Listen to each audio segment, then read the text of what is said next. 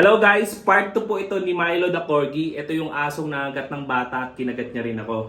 So dahan-dahan natin i-introduce sa kanya itong swimming pool natin. Dito lamang po ito sa Milo and Friends Dog Training School. Pag magpapatrain kayo ng aso, meron tayong swimming pool para sa mga dogs. So ang gagawin ko muna dito mga kamilo, paparamdam ko muna sa kanya yung tiles. Kasi pag binigla mo to, magiging matatakotin to sa tubig.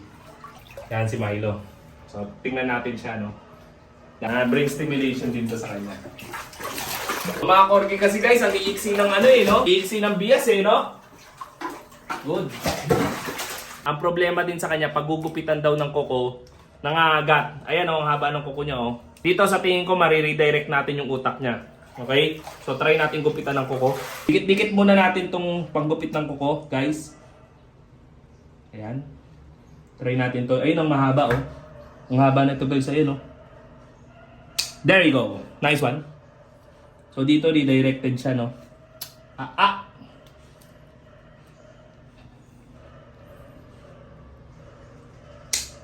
Good.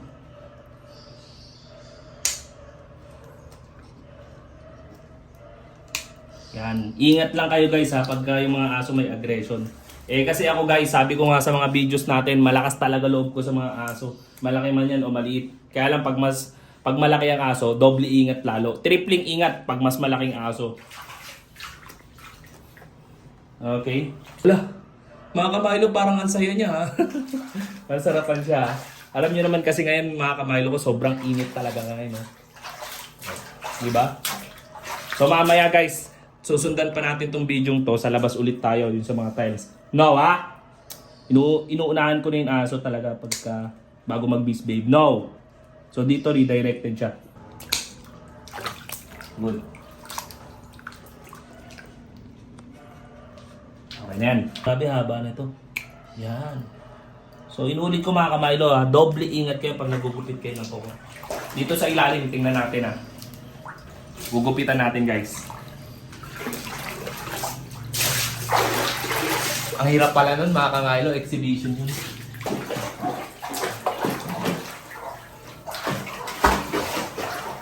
Ito, pag kinagat niya ako dito, lulunurin ko siya. Joke lang mga kamilo.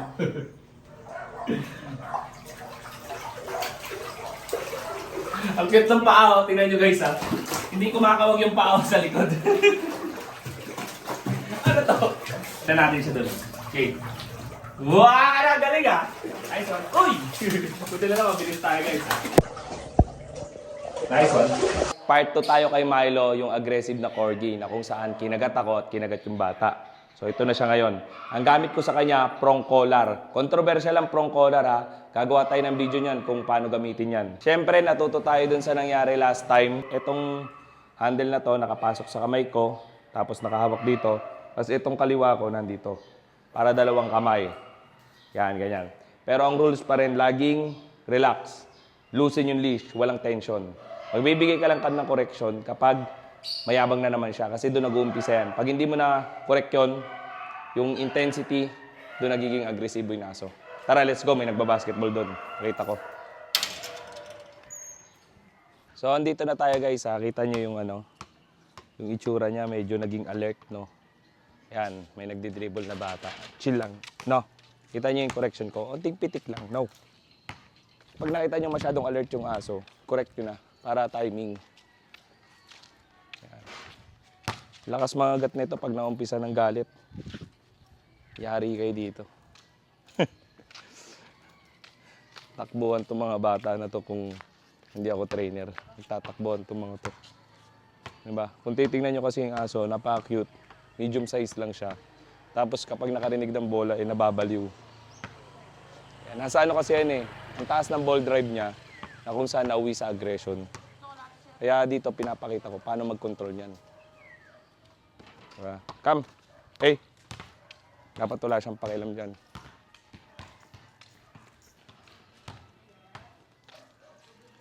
Pitik lang na mahina. Pero kapag ka sobrang alert, malakas talaga yung pitik ko. Ayan Sit! Stay. Good job. Malayo sa unang-unang behavior, no? No. Ang isa pang tuturo ko sa inyo dito guys, kapag nasa personal space yung nasa personal space nyo yung aso, mas mayabang. Mas mayabang, no? Kaya, pag nakita nyo yung aso nyo na mayabang na, dapat correction na. Pag mali behavior, correction eh. Pag tama, affection. Ganun lang nakadali. Di ba? Come. Come. Good. Hindi pwedeng hihina-hina dito pag handle tong asong to. So, ito yung rehabilitation ni Milo the Corgi.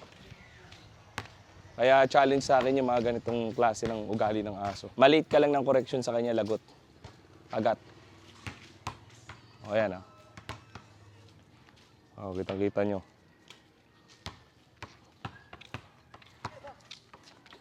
Lapit tayo dito konti. No.